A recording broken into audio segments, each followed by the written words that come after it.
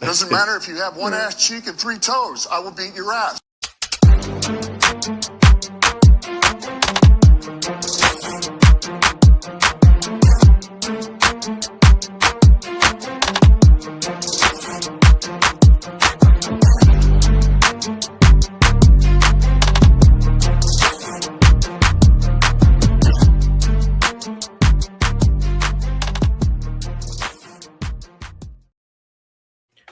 Welcome to the One Ass Cheek and 3 Toes show. I am your host, Nate the Great.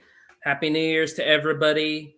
And this is our last show of the season. The Lions concluded their season by beating the fucking Bears. So 19-16. They fuck around and won. So, hey, good way to start the new year. How are you fellas doing? Good. Great, man. Yeah. Great. What we got? We're 1-0 in 2026. Yeah, exactly. Well, that'll be the record till September. The season's over. It kind of finally sunk in for me today because I was listening to the exit interviews of some of the players. That's usually what's going to happen, and then after that, it goes silent for a good minute. We'll be going silent for a minute, and then we'll come back, take a little break, enjoy break. But yeah, let's talk about it. The Lions went into Soldier Field with nothing to play for and came out with the dub. What are y'all's thoughts? Go ahead, Jay. Not all at once. I think you kind of said it right there. They went in nothing to play for. They still played. I mean, they played a good game first half, and then second half they kind of fell apart, letting Chicago come back in the game. But I mean, they won ultimately. That's all that matters. If you're into that, it was just kind of a how can I say it? It was kind of bittersweet because usually we're talking about who they're going to play first round. We know if it's going to be in Detroit, if they hosting a playoff game, or if they're going to be on the road. We're talking about possible matchups in the road to the Super Bowl. But this time we're sitting here worried about coordinators, probably additional pieces in the offseason. But I mean, I got two sides to me. I think it was a good win, but it was also hurtful because it's just like, damn, you wanted to extend the season, but it just didn't happen that way. So yeah, I think going into this game, I was pretty much thinking we're going to get our ass kicked because Chicago was really good. And we had put a 52 burger on them in the early part of the season. And I know that Ben Johnson, as petty as he is, he always puts that stuff up on his team's bulletin board. So I knew that they were going to come out and fight hard. I was not expecting the Lions to come out and play as good as they did. And also, too, with some of the players that we didn't have, Penei Sewell, Alex Anzalone, we had other guys step up and looked like we didn't miss a beat very much. For the most part, Goff did his thing. Amara did his thing. The defense was stout. We had some hiccups at the end, but for the most part, the Lions dominated that game. Yeah, I agree. I mean, Chicago had everything to play for. I didn't think they were going to blow them out, first of all. I thought they might win by like a field goal or something like that. Goal, yeah. Chicago's defense is ass, which is going to get them in trouble in the playoffs because you can't win every game trusting that you're going to get turnovers every damn time. Right. Ain't going to happen that way. That's not how the playoffs work. Their defense is just garbage right now. Yeah. And Detroit showed that a whole bunch of times. They probably could have finished some drives that they're just messing around a couple of times. And Tip, what's up, man? What up, Tip?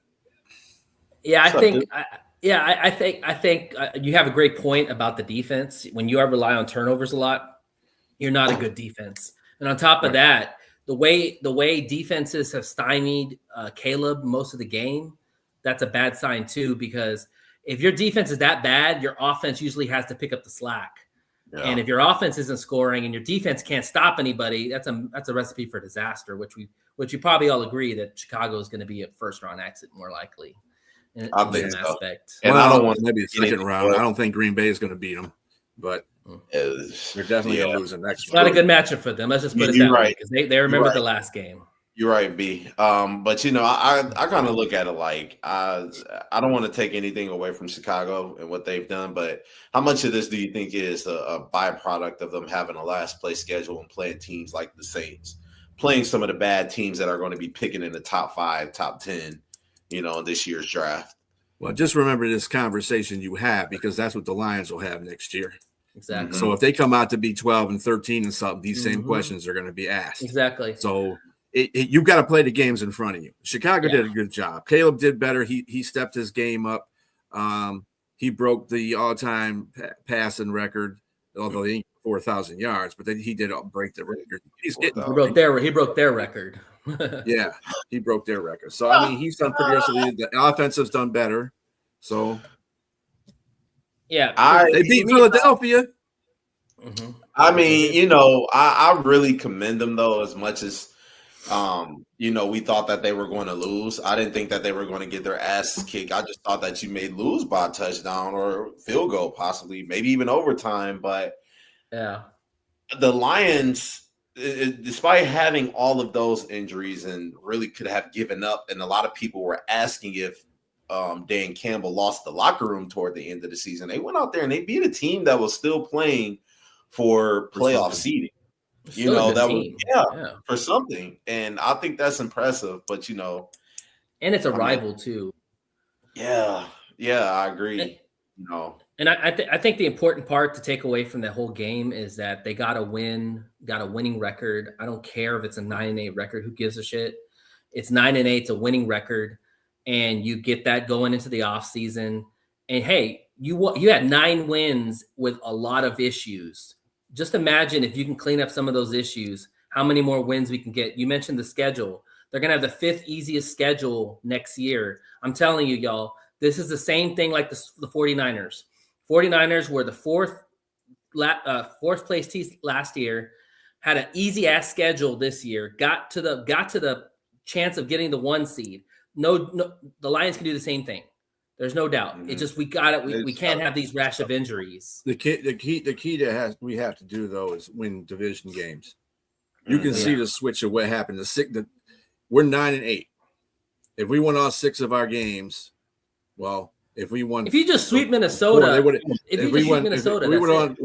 did like we did last year and swept, we've been 13 and 4.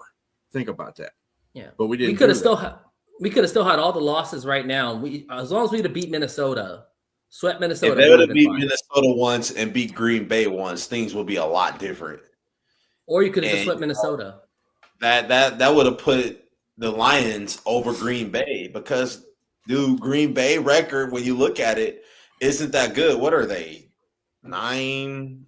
What was that like? 9-7-1. Not 9-7-1. So yeah.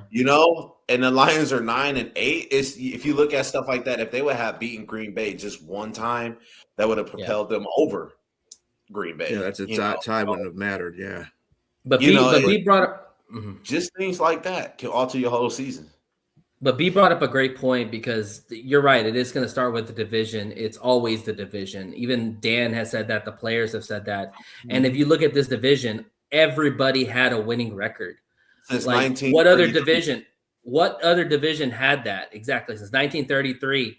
And the thing is that these teams are not going to go away. So what's going to happen is that it's going to be a pissing contest in the offseason for all these teams. Because none of these teams are going to make the Super Bowl. We know that for a fact. Okay, so the thing is that who's going to have a better offseason? Who's going to make the better moves? Who's going to make the better drafts? Whoever does that will probably win that division, because these rosters are pretty similar.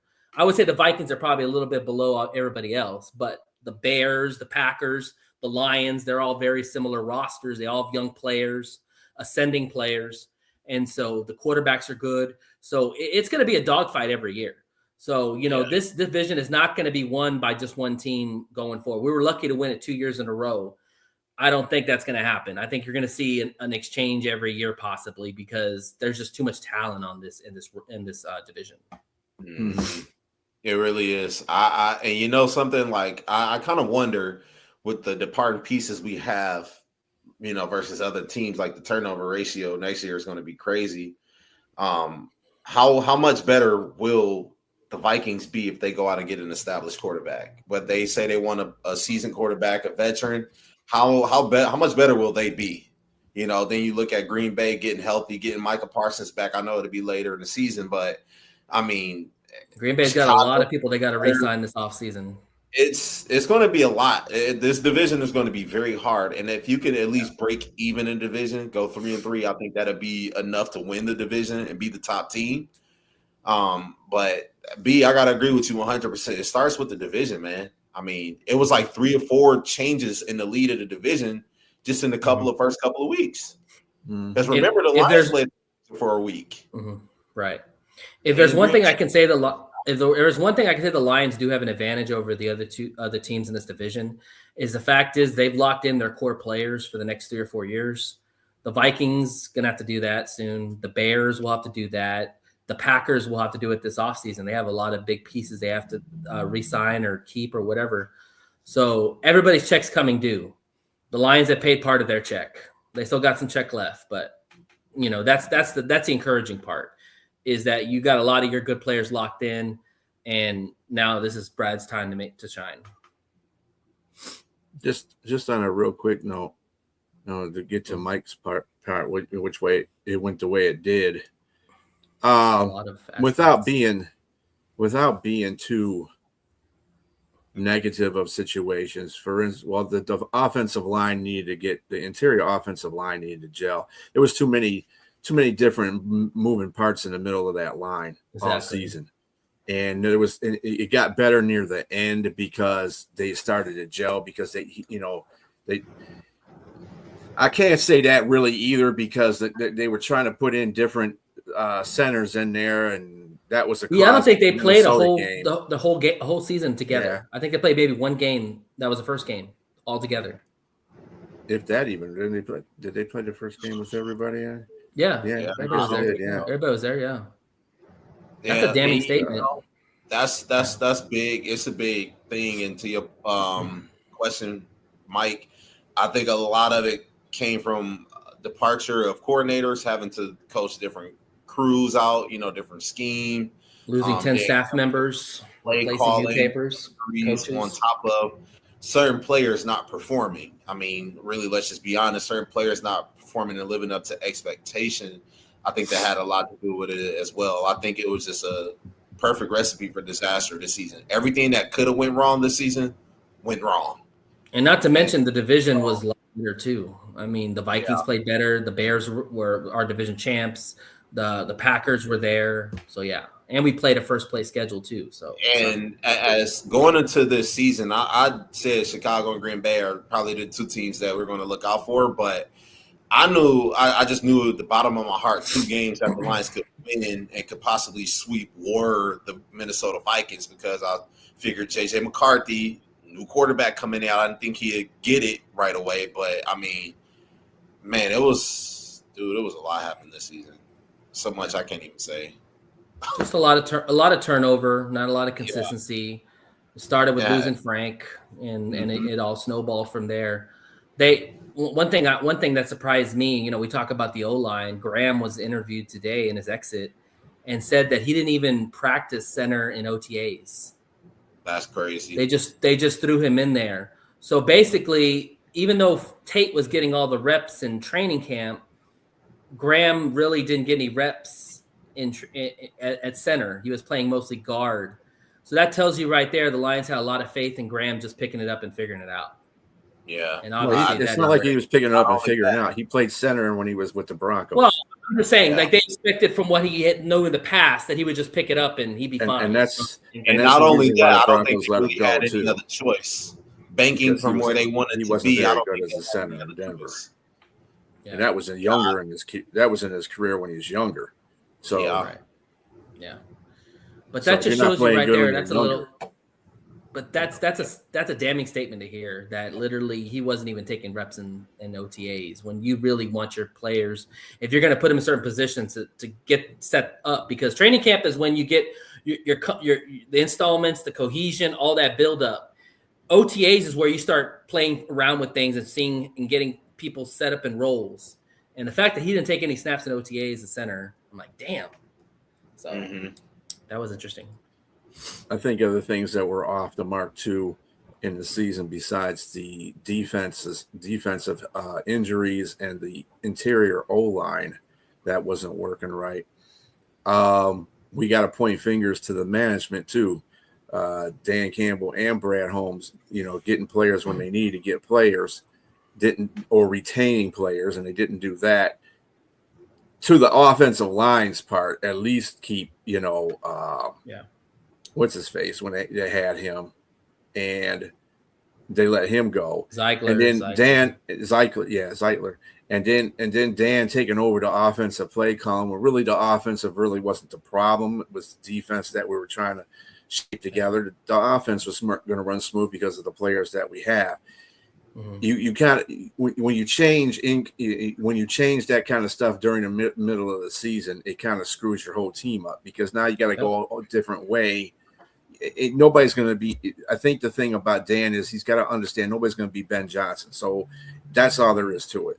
It's kind of like nobody's going to be Michael Jordan. You know what I'm saying? Nobody's going to be Ben Johnson. So you got to get somebody, at least let Morton fall on his face. If he's going to fall on his face, let him fall on his face, because at least there's a consistency, and the players can him and haw all they want, but it's his offense. He has to call what he has to call. And like I said, he was 5-3. He was 5-3 until the time he got pulled. And the Lions had won 4 in a row with him as offensive coordinator. Yeah. That didn't happen with Dan. Dan was very inconsistent. He finished 4-5 as an offensive coordinator. And some of these calls were so predictable on the defensive for these other teams. It was like, hey, I know that play. I'm going to call it as soon as I see it. You know what I'm saying? It's just he's got to swallow that pride and get an offensive coordinator. I agree. Now, you know what I was going to tell you earlier when we were talking before we went live. Now, I don't necessarily think that him calling the plays would be a bad idea, but it has to go either one or two ways. If you're calling the plays and you're going to stick to that, hire a defensive coordinator with experience that that's going to carry you, that they're going to be there, not an experiment, not expecting someone to make the second year leap, but get somebody experienced and proven. But if you don't, then I think that you're going to have to bring in somebody that know what the hell they're doing and that can coach up our pieces of offense, because it's too much damn talent on our offense to fall flat on our faces and to be. I just think that Dan is not that type of a coach. He is a head coach. He is the CEO of that team. He needs to be that. He does not need to be somebody other than what is what his job is. He's not a good offensive coordinator, so don't go out there and try to pretend that just because I don't know what was going on with him with that whole situation. Only he knows. And that's not your strong point, dude. Your strong point is getting this team together, gel it, make sure everybody's together. And the team is going to round about you anyway, no matter what you do. However, your strength is not that. Your strength is being a head coach and making sure everything is running on a flat panel. They just need to fix the line. That's the way I look at it. Fix the line, and everything else take care of itself. Because with the line, you can run the football, control the clock. Your defense isn't always on the field all the time, and you're scoring points.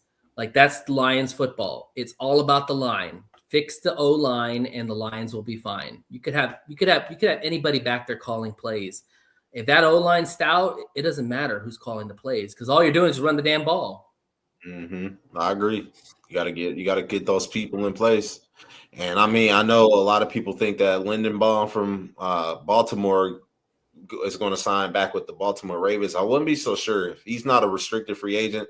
If the Lions now that John's out, that's a possibility now. If the Lions can throw money his way, I don't care what it takes to bring him in. You try to outbid Baltimore or any other team, because that's a guy that's going to come in and immediately start and give you 17 games and literally play all 17 games. That's a guy that you can plug and play. They have a huge cap hit with Lamar. They got to figure out what they're going to do with Lamar, and Lamar wants more money. So I think once the Lamar situation gets figured out, then I think they go to Lindenbaum and see what he wants, or they could tag him. I'd be shocked if they let him go because he was one of the best centers out there. He's young. I mean, you don't let those guys on the market. I mean, like it'd be a pipe dream. I mean, if he did become a free agent, you'd have to pay him. It depends on what he wants to do too. Mm-hmm. Like if he feels that he doesn't like the coach coming in, if they hire a coach before, well, they could just tag him too. Well, I mean, they could tag him. Yeah, that's true. Yeah. But you're right. I mean, yeah. I mean, I think the Ravens are going to have some interesting moves to make because with Jim, I'm sorry, I keep saying Jim. With John being fired, I think they're going to reset a lot of things, and they owe a lot of money to a lot of players, and they could very well fire sell themselves, especially if they get rid of Lamar, which I think that's a possibility. If they get rid of Lamar, everything's off the table. You can go after anybody. So I agree with that. We'll follow. Totally agree with that. But with the Lions, I agree with you though, Nate. They just really, really need to get the offensive line fixed. Yeah, and you can get the line fixed. Drawn up scheme. And when I say fixed, I mean you've got two pillars already there. Tate's going to be a great guard. Keep him at guard. Panay's going to be Panay. Either you're going to play him at left or right, whichever. Decker's probably retired. Graham said he's under contract. He's going to come back unless anything changes. Did you hear his little, he said we'll see. But he also said he's under contract too. So I mean, he kind of said it sarcastically. And they're going to get a center. Honest, that's somebody I kind of want to see the Lions replace too, because as good as he was before, I think at this point in his career, I think at this stage he's become a little bit of a liability. He hasn't really been effective in the pass blocking. He was good in the run blocking for a certain amount of time, but the pass blocking was kind of bad. I give Decker actually his PFF grades oppose you on that. He's a better pass blocker than he is a run blocker. I'm sorry. Yeah. It flipped it. You flip it. Yeah. Interchange it. It's run blocking. It was the guards. It was the rookie guards that were the opposite. They were really good run blockers, but they weren't good pass blockers. And you got to have at least some kind of even continuity with that whole group right there. Yeah. When Frazier got in there, Frazier did a good job in both pass blocking and run blocking. I see him road grade out many people off the line. Tate was one of the best guards in the NFL and as a rookie in pressure and not allowing pressures. I got a question for you, B. What do you think Frazier's his contribution toward the end of the season contributed basically to him coming in fresh? Playing, weeks. He came in, started week 15, 16, was it? It was late, yeah. Everybody's kind of beat up. He kind of how much do you think that contributes? Now, I don't want to take anything away from him because he could very well be good, but he's got potential. You just got to stay healthy. I mean, thinking about that, but think about that. It's during the end of the season. They're playing teams that have something to play for. It was all playoff, implications in all the games except for the last one. Like I said, he was going up against some pretty good defensive tackles too. Yeah, they weren't shabby. It is the NFL. He was up and down. I think that's a fair assessment. I don't know if he was up and down. I think he was mostly up. Like I said, I saw him road grade at least 3 or 4 defensive tackles all the way out to 5 yards from the line of scrimmage. So it's not like he knows what he's doing. And I think maybe it's this because once you get it's like any other rookie that comes in there. Once you have tape of them the next year, once you see this and you have tape of them the next year, let's see if you have a different way to block. Because when it's all said and done, defensive linemen do the same thing that everybody else does on team. They look at film too, so they can see how they can get past an offensive lineman, what his techniques are, what his weaknesses are, and stuff like that. So, fortunately, it was a small sample size of what Frazier can do. Like mahogany. If Frazier goes on a wake if he goes out there this summer and does different things as an offensive guard and learns how to block different ways and know how to chip blocks and stuff he'll be fine. And then nobody will be able to mess with him because he's going to learn all that real quick. Chris Simo project to me is done.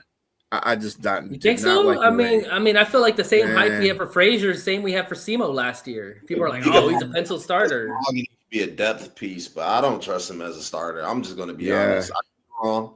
That's just my opinion, but I don't trust him as a starter. He's gotten hurt quite a couple of times, and he hadn't looked like what we wanted him to be in his expectation coming in. Honestly, I trust neither one of them. And I'll tell you what, right now, in free agency, if there is a guard that's within the average market, I'd rather go get that guard and bring him in and put him along with Tate. And then we'll get a center in the draft or something like that, or maybe Graham plays. I don't know. That's guard is the last thing I would be going for free agency for. There's more immediate needs on that offensive line than guard. We need a tackle and we need a center. You can get a tackle in the draft. I mean, you can get a center in the draft too, but I'm not going to be start. If you get a center in the draft, you better be a top 10 center. That's all I got to say. There's no center. There's no center. Yeah, there's no center. You probably have to get him in second or third round. Any offensive lineman you get in the draft has got to be a top 10 draft pick. And the Lions aren't in the top 10 in draft picks. No, but this is a deep tackle draft. So, not necessarily. You remember where they picked Frank Ragnow? You can have a deep tackle draft. That's fine. If you find somebody that's good. But there's about 3 tackles that are picked to go in the first round. Well, like I said, center and tackle are the things that we got to look for. Fuck a guard. If we get a center and a tackle in the draft, then fine, get a guard during free agency. But that should be our least of the line. We got plenty of guards. Glasgow comes back. But are they? But here's the thing. Center. But here's the thing. I'll push on that. Yes, you say we have a lot of guards. You're right. However, do we have a guard that we trust day one? Because you guys have been saying, "Oh, well, we should have just re-signed Zeitler." And I'm here I'm saying, let's just go out and go get a vet to slot in there along with Tate. So why would we trust the guards we have now if they really... Because we've seen the guards that we have now. And you trust them enough to have them for game one. I trust Frazier enough to start. All right. I trust Frazier enough. I don't trust Timo. I'm not mad at you on that. I'm not mad at that because it can go one of two ways. A lot of people are expecting Frazier to be good, right? Like he showed a lot of brightness. He showed a lot of good spots in his game. He's got more upside than Mahogany, yes. But also know that we kind of took that same risk last year with Mahogany when we replaced him with Zeitler. We were like, hey, you know what? If we lose Zeitler, fine. We got Christian Mahogany who came in and showed those same bright spots. Now, I would be okay with that, but you have to get a center and a tackle. You have to. It's imperative you get a center and tackle. Especially the tackle with Taylor Decker possibly retiring, and you can swing Penei Sewell over to the left side, but you'll need somebody to fill in for him on the right side. So that's huge. You have to get a center and a tackle. I just don't know if going with another young guy who really didn't play a lot this year, putting him in next year, we could have the same problems all over again. Mm-hmm. That's my only thing. Like maybe we need to get a veteran on there or trade for a guy. Like fuck, the Bears traded for Tooney. Go find a shitty team and trade for their guard. Again, guard is not a position that's important on that. Okay, let me reiterate this way. Your center is the guy that runs the line. Okay, if you have a rookie center or a center that's not that good in the middle of the line, you see the results that happen. Okay, Glasgow is not a very good. This is the reason why Denver gave him, or they released him, because he was not a very good center over there. Not at all. He does not know how to communicate on the line very efficiently. That was his problem. He's not Frank. Yeah. So he's just not any decent center. I'll put it to you that way. Yeah. I could probably name you about 3 centers that could do better than him right now. Was Glasgow even a center at Denver? I think he was a guard. Yeah. Wasn't he? No, he was a center at Denver. They used him strictly as a center in Denver. Okay. So coming over here and being a guard, that was right up his alley, because he actually liked being, he actually was a good guard. He was a decent guard. I wouldn't say he was a great guard. Yeah. But you got to get a center. That's your captain. Well, yeah. I mean, losing Kingsley, that even puts more pressure now, because now you don't even have a center on your roster. So, well, you do. I agree. You got Cologne. Oh, he's not coming back. Well, I mean, and Kingsley ain't coming back either because he got snatched up, and he's not a good center either. I saw that just from the fact that both of them coming back and forth in the lineup, and then the 2 fumbles that were caused by them not able to handle the snap. Yeah, that's the center part is the most important, really. Well, sure, yeah, but I would argue that it's guard, center, guard, because if you look at Chicago's success, one of the reasons why Chicago had a bounce back year is because they got a guard, center, guard. They got Jackson, they got Dahl, and they got Tooney. So either way, the Lions have to upgrade that position somehow. I mean, replacing Taylor Decker is going to be the hardest thing the Lions are going to be tasked with this season. Yeah, it's going to be replacing Taylor Decker, and I give him a month. Yeah, I give him a month, and you tell me you're going to tire or not, and we move on.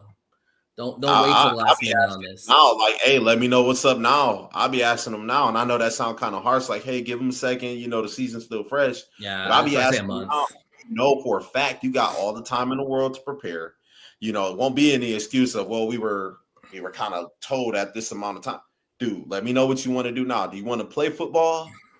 Or do he's talking about retiring. So if you're talking about it, you're probably close to it. So yeah, they should have their answer.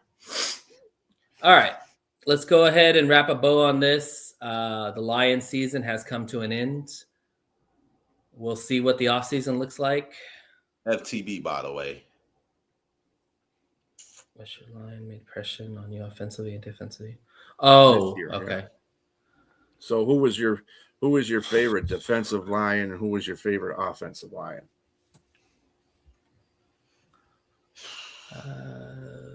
Favorite? It ain't that damn hard. Damn.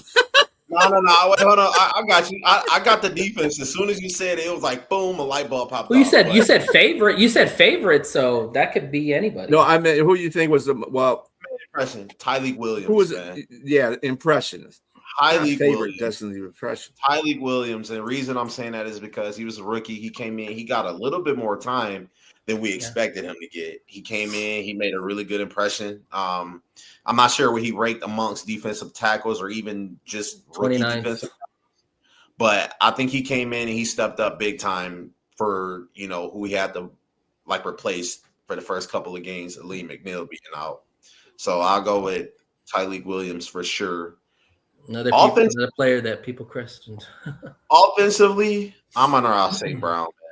I mean, I know that's cliche. Everybody is going to say, oh, whatever. But Amon-Ra, he played injured a couple of times. He went out there and he showed why he's one of the best, if not the best receiver in the game right now when it comes to just being an all-around player, being able to block, knowing your assignments, catching the ball, being able to be resilient where you don't have to miss games.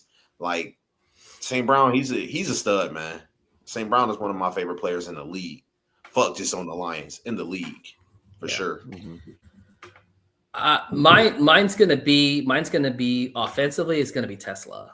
I'm telling you, I saw this guy coming out before he came to the Lions. This guy is long. He's wide. He's got great hands. I knew that once we drafted him, it's gonna take some time because of the weapons we had in front of him. But this guy quietly made his appearance and showed what he's got. And I can't tell you how excited I am to see Tesla, J-Mo, and Amon-Ra all together next year, and Laporta. You know, so Tesla was very impressive to me. I mean, very big receiver. He's got to work on his little speed, maybe a little more route tree, but definitely very impressive. And then defensively, it's hands down Jack Campbell. I'm telling you, Jack Campbell was my player before the season started to be the breakout. And Jack did not disappoint. In fact, Jack should be all-pro. I hope he is all-pro because he sure as fuck deserves it. He was the stout on the defense. Outside of Aiden, Jack Campbell was the man.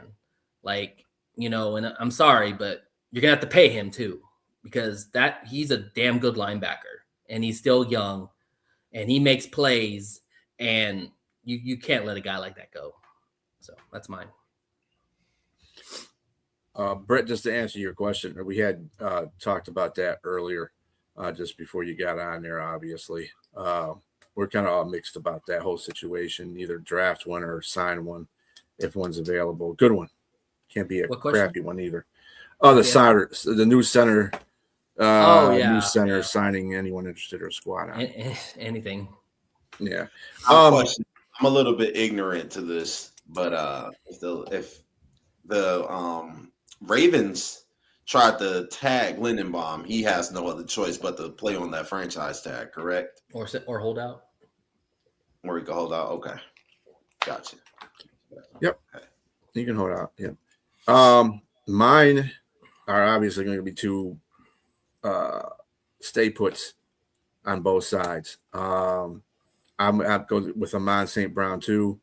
Dude is the 5th best receiver in the league, even after a lot of stuff that he went through this year, dropping the ball, something that we are not cares.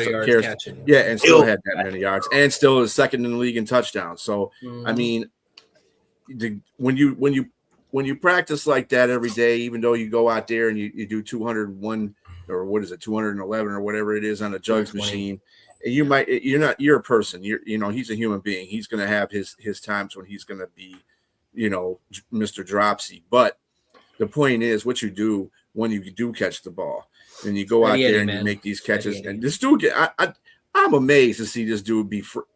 There are so many times he is wide open. It's like, is the defense even paying attention to where he's at? No, they can't cover him. They can't cover him. They just can't cover him. They cannot cover him. Sit here and call him Amon-Ra Slant Brown. Like, how do you feel? I really gotta ask, Brown. Bro, you look stupid when you say stuff like that because, for one, this dude averages 12 yards, per catch. I mean, but like you said, B, he had a lot of drops this season, but statistically, this is still one of his best years of his career. Yeah. He had 2 less catches than the 2023 season. He had 1 more touchdown and about 90-something yards less than the 2023, which was statistically his best year. So, Amon-Ra St. Brown has been consistent. He's had now 4 consecutive seasons where he's had over 100+ catches, over 1,100 yards, 1,200 yards, and he has 3 consecutive seasons with double-digit touchdowns. So St. Brown is a monster. Just for the listeners, St. Brown finished the season with 117 receptions, 1,401 yards, 12-point average, 11 touchdowns. Mm-hmm. Mm-hmm. Just another day at the office. We don't really have any guys in the center right now. And dude, I want to make this clear really quick. He says, yes, he does. He do. I want to make this clear really blinds quick. Defenders. How people are so enamored with the glitz and glamour and being a star and everything. St. Brown just put up good stats. He put up great stats. So I miss me with the whatever position he played. Amon-Ra can play literally every position at the wideout if he wants. So you're telling. So we can all agree that I think Jackson and Jigba has probably the best year of a receiver, right? I think he had like maybe 1,700 yards. Yeah, Amon-Ra was only 300 yards short of that. Yeah, but but that's a one time. I mean, you're talking about a player that did that one time. Where Amon is consistent. Well, I know. I'm just putting in perspective of how good his season was. Yeah, I'm just putting in perspective how good his season was this year. I'm not talking about the past years. Yeah, I'm just doing it 101. No, what I'm saying though is that you can compare. Somebody's going to always have a receiver is always going to have a better season. One year it's Jefferson. The next year it's Chase. Next year is Jason Ingba. Yeah, you might not see Amon up there at the top, maybe at the beginning of the season, but he'll settle down into like the top 3 or 4 people, receivers that have the yards every year. Mm-hmm. Now this year, Jefferson wasn't even in the top 10 or the top 5. Chase, I don't think was in the top 5 either. To tell you the truth, you want to hear a crazy stat? This is gonna blow your mind. No, Chase was just above him. Isaac Tesfaye had more touchdowns than Justin Jefferson did this season. Yeah. And look, you got George Pickens and Puka Nacua. Now Puka Nacua is probably about where Amon St. Brown is right now, as far as being. But what I'm saying in the grand scheme of things, those guys get talked about more than St. Brown does, and St. Brown's numbers are just as good as Jackson and Jigba this year, who a lot of people probably have as the offensive MVP for what numbers he put up. I mean, he didn't break Calvin's record, but he had a hell of a year. 129 receptions, 1,715 yards. He averaged 13.3 yards per catch, and he had 10 touchdowns. Puka Nacua was on fire this season, man. Yeah, and just to look at that, Brown had one more touchdown. And Brown and two tight ends had more touchdowns than him. Yeah, Puka's a bigger receiver too. But on that note, too, they got Adams. So, exactly. But anyway, let's get off the Rams. I ain't even talking about the Rams. The defensive player that I'm going to go to is Aiden Hutchinson. Dude had 14.5 sacks this year. I believe Nate, you put up the stats of how he was like a second in the league for pressures. 100 pressures. Was first. Yeah, 100 pressures. He was first, wasn't he? In that, I think so. Probably first in that, and maybe Miles second, got I think one. In percentage. So, I mean, yeah, he did an excellent job. A lot of people were, getting at him earlier in the season. Man, make that money, man. You got to go out there and play. I think 14.5 sacks, his highest sack total so far, is making that money. And he had 100 pressures too. Yeah. So, I mean, the dude's doing his job. Easy sacks. You imagine what would happen if somebody viable would come on that side. I mean, you see what Muhammad's doing.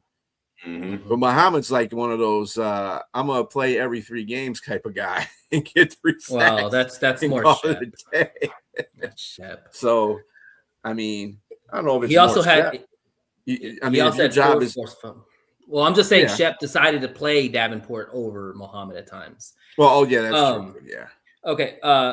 Hutch also had 4 forced fumbles and 1 interception. Yeah. But other than that, yeah. So that's a good thing. Now we're going to go to our Pic Ems. Before we get to the Pic Ems, I'll do our final top 10, and we'll get into who you think should be winning the awards this year for the different awards. So we'll get good old Liz up here. Liz. Hi, Liz. How are you? Hi, guys. How the hell are you? How you doing? I'll do doing good. Good. My last top 10. I shouldn't say my last one. My first one and the last one for this season. Power rankings.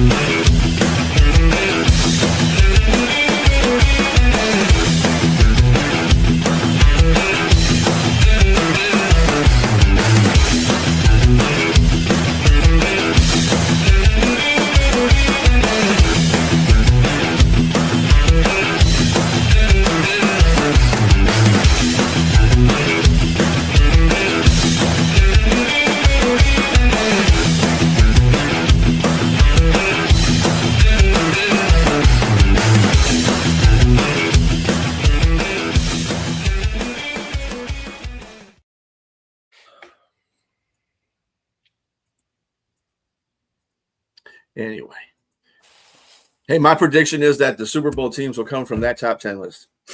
That's a good prediction. Maybe. Hey, right. I threw a shot out there. Whatever. It's not a bad shot. I think it's pretty small. Pretty easy. Exactly. Really went on a limb in that one.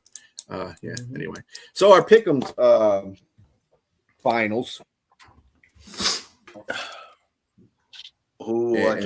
Jay, we didn't have the greatest last game. We finished 500. We both were 8-8, me and you, Jay. Liz was 9-7, and Nate 10-6. Look out! He finishes on a good note there. But Jay finished at 162 and 91. I finished at 159 and 94. Liz finished at 149 and 104. And Nate finished just one win under Liz, 148 to 105. But good job, everybody. Jay. Congratulations, Jay. Thank you. Hey. Hey. Three Long time coming. I was catching up to you though, because I was six behind you at one point. Another week or two, you probably would have called me. Yeah, well, I didn't have a week or two, so so anyway, that was our Pic Ems. What we want to do now is we want to we'll do the. If you want to do the predictions first, that's fine. If you want to do you want to do the awards, Super Bowl, the prediction Super Bowl first, or do you want to do the awards first? You do the awards first. That's fine. Hey, Yolanda. Yolanda. Yeah. Thank you. I appreciate that. Thank you. All right. So where do you want to go first? We'll do the awards. All right. Let me run them down for you. So we're going to start with the offensive players. Who is your offensive rookie of the year?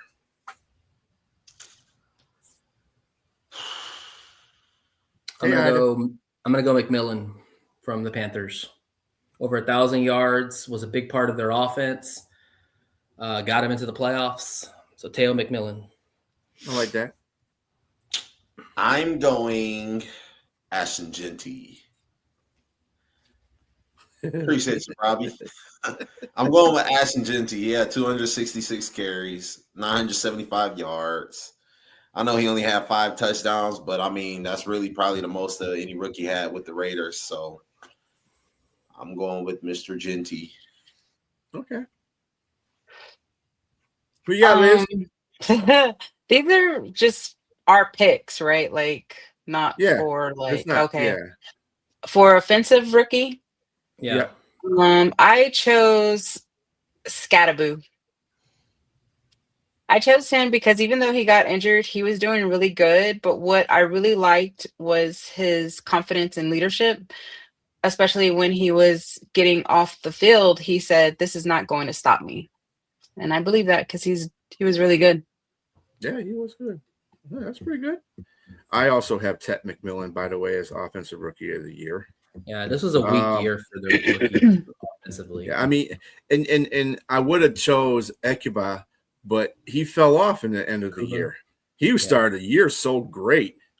It was when tremendous. He just fell when they struggled, he struggled. Yeah. Yeah. I mean, I don't know where he went. It was like he disappeared in the last 4 or 5 games. Tet was pretty.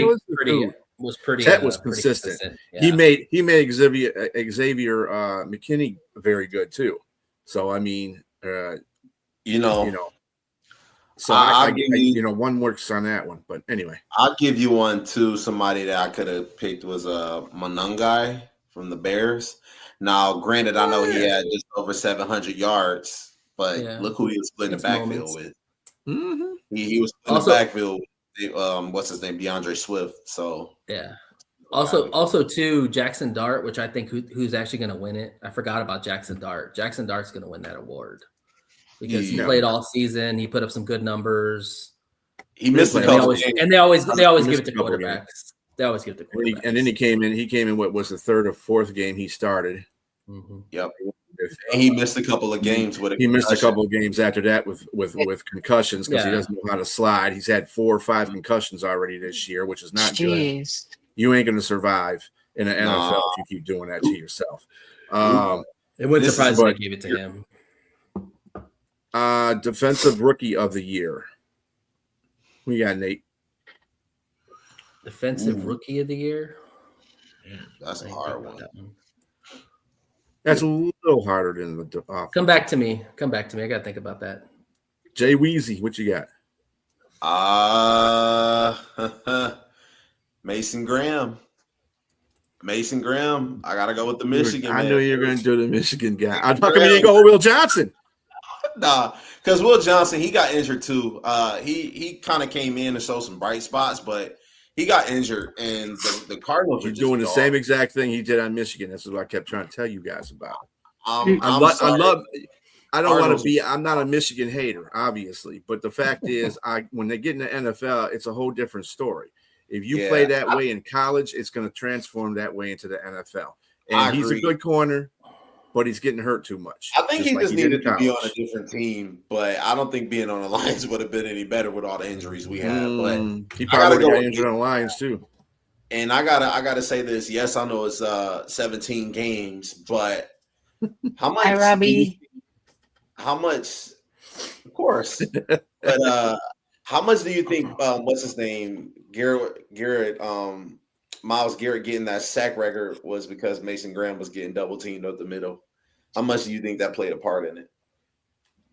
Doesn't matter. He got it. I'm not even putting that on there because Myles Garrett is just. I know people gonna hate me for saying on his own level. That dude's on his own level. Myles Garrett was gonna get it regardless. So I gotta go with Mason Graham. Mason Graham looked like a seasoned vet out there. I gotta go with him, man. That was like one dude that's one of my. Who you got, Liz? El Toro. I'm gonna go with Carson Schlesinger. There you go. Browns for the 156 tackles and the 2.5 sacks and the pair of interceptions he did. I liked him. I am going to go with that's a good one, by the way. That's a great one. About that guy. Yeah, I'm going to go with Derek Harmon, Steelers tackle. Now, the only reason, and he didn't play all the season either, but when he was in there, there was a definite difference in the run game when other teams were trying to run on him. He stopped the run. He was really good at stopping a run once he was in there. When they didn't have that presence in there, man, they were running all up in them. But once he came in there, he stopped the run pretty effectively. I think they showed a graphic too on one of the games when Pittsburgh was playing, the difference between when they had him on the field and when he was off the field. It's a big disparaging number too. It's like they were able to run like 100 yards more than when he was on the field, somewhere around that, not that much, like about 60 more, 70 more yards than he was when he was not on the field. So yeah. Hey, Sonia. What's up, Sonia? I want to. Hey, you know what? I wanted to get that too. She said she would come on. She said she would have came on too. She wanted to talk about the Panthers winning the division. Of course she did. She got other platforms to do that on. Anyway. Sorry, Sonia. You told me, Sonia. Congratulations. Yeah, of course. Yeah. Congratulations on the Panthers. All right. Now we'll get to your offensive player of the year. Your overall offensive player. JSN. Hands down. I'm going. No one saw that guy coming out. I asked you, Sonia. I asked Sonia. Yeah, I did ask her. Yes, absolutely. No, I was all on her live trying to get her to come on. She's talking about it. No, I did ask her to come on. Yes. Yeah, I know you did. Yeah. But by the way, hold on a second. Just 1 second, Jay. Nate, who did you have for your defensive rookie of the year? I took Jahadi Barron from Denver. Jahadi Barron, that's a good one too. Yeah. Yeah. Okay. Shut down corner along with for Denver. Patrick Surtain. Yeah. Mm-hmm. He's going to be a stout. Oh, isn't that nice? Sonia said she thanks. All right. So Jay Weezy, who was your offensive player of the year? Puka Nacua, man. Puka Nacua went off. And if you remember, this dude missed a couple games due to injury as well. So Puka Nacua still had over 1,700 yards, 10 touchdowns, and 129 receptions. Got to go with Puka Nacua. What you got there, Liz? I chose JSN too because he was on my fantasy, so that's why I picked him. Yeah, I think that's basically That's the reason why I picked him too, because he was on my You wouldn't know. I gave myself kudos for picking him. I mean, I in didn't 2 win the leagues. fantasy, but I mean, nobody saw him putting those kind of numbers up this year. Hell, they didn't think that Seattle even had the number one receiver. Yes, JSN. I mean, I didn't see him putting up those numbers. I did see him putting up good numbers, just not those. Mhm. People didn't even think that Seattle had a number one receiver before the season started.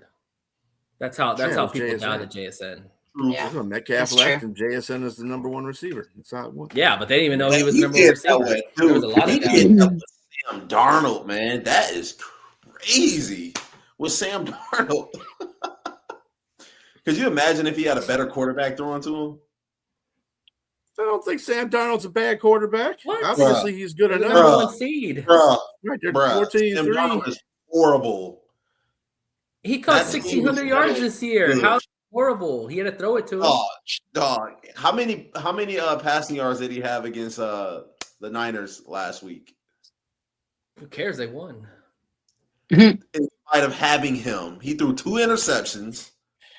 Dog, he was horrible. Well, it's going against a good defense, I too. give him his credit. Yes, they're the number one seed. I'll give him that. Yes. They'll be fine. Well, I mean, you can't say he's a bad quarterback. JSN wouldn't have all those damn yards if it wasn't for that. He's gone back-to-back years winning 13 games with 2 different teams. Yeah. That's impressive. Sam Darnold is bad. I will never in my life give Sam Darnold any credit, bro. I can't stand him. I hate his guts. Get Sam Darnold. It's a strong word, Jay. Right, damn. I cannot Leave the man stand alone. I cannot stand It's deeper than his skill. hate. Gosh. Maybe it's the kind of same hate I have for Geno Smith, too. Okay. Geno Smith Get overrated him outta ass, here, throwing bro. 500 damn Get him outta interceptions. here, He's crap. But that's more My understandable. Ice-T boys. Hate. All right, moving on. What's the next Okay. one? Defensive player of the year. I think this might be anonymous. Come but on listen. now, really? Go Do we ahead, gotta Nate. ask? Myles Garrett, baby, gig him. Miles Come on. Garrett. It's not even a Liz. Not even a question. 23 fucking Me? sacks. Yes, you. Will Anderson. Oh my God! Stop. Sorry. That's a I ain't homer mad at pick. you. That's a homer Guy pick. right there. I'm not mad But at you. yeah, I'm not mad at her either. I mean, he Hey, has listen, but you gotta. Hey, it's He's a stop I hate run that. machine. bruh. You hate I his hate liver? Sam Darnold's feet. Miles had 23 sacks. I get that. That's fine. But I chose my pick, and There that's you Will go. Anderson. Hey, I You get get that. your pick. I get my pick. Jay gets his pick. We all get different picks. Yeah. Mhm. I promise you, bro. Sam Darnold is going to get that team whacked when they play. I promise you, dude. Man, I hate that dude, man. I'm gonna tell you something. The reason why he failed in Minnesota. No, he isn't the greatest quarterback. But when you have pieces around you and make it work, he can be. He's plausible. Okay. Yeah. However, the difference between that Seattle team and the Minnesota team, defense. Defense will get you out of situations. Minnesota's Well. defense couldn't get you out of a pothole in Detroit. Okay. So it ain't, yeah. And by the way, I got Myles Garrett also as defensive player of the year. Dude broke the sack record. I mean, Liz, I It's understand. not even it's not even a debate. It really shouldn't be a debate. When question, they do the votes, he's probably gonna get all the votes. I got a question. He will probably too. I got a question for y'all. Just not Liz's. Y'all think that Cleveland, in any time soon, do you think Cleveland is going to be a contender for the Super Bowl? No. Cleveland? No. Not with that, not with the staff that they got there now. Nope. I agree. And I mean, I kind of don't even feel bad for him anymore because it's like you took the money and you chose to stay there in Cleveland. And now you stuck with a dog shit franchise and probably won't win anything in the next 4 years. It's like, dude, come on, man. Really? And honestly,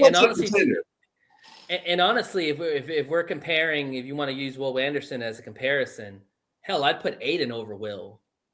Aiden probably would have been right behind Miles. Because not only did he have sacks, he had the pressures, he had forced fumbles, and he had interception. Now, while Aiden's my guy, and I will pick Aiden Hutchinson over Will Anderson, no disrespect, Liz, but the pressures can get a little bit skewed because he had 100 pressures this season, right? But he had How many 14 of those sacks, so there you go. How many of those were impactful? And you got to ask yourself, like, that is a lot of pressures to have. He had but 4 then forced fumbles. That's pretty impactful. That means he I got agree, the ball. and he had an interception. I agree, but what I I'm think saying, I think you're overdoing how much pressures are. I think you're underdoing actually how pressures are. Pressures doesn't necessarily have to transit to a lot of things. It can transit to a guy throwing the ball faster. It can transit to the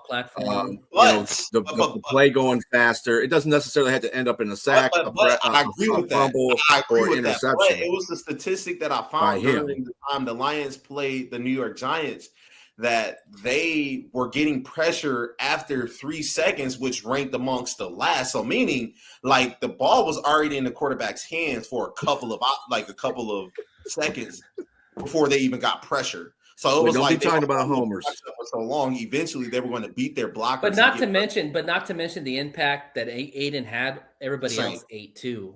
I mean, Aquadine had 11 sacks. Other players had sacks because of the presence of Aiden Hutchinson. Mm-hmm. I agree with that. And we still, and I think that our defensive line was still horrible. Yeah, we still got some. Yeah, horrible. And we were healthy the whole season, just about healthy.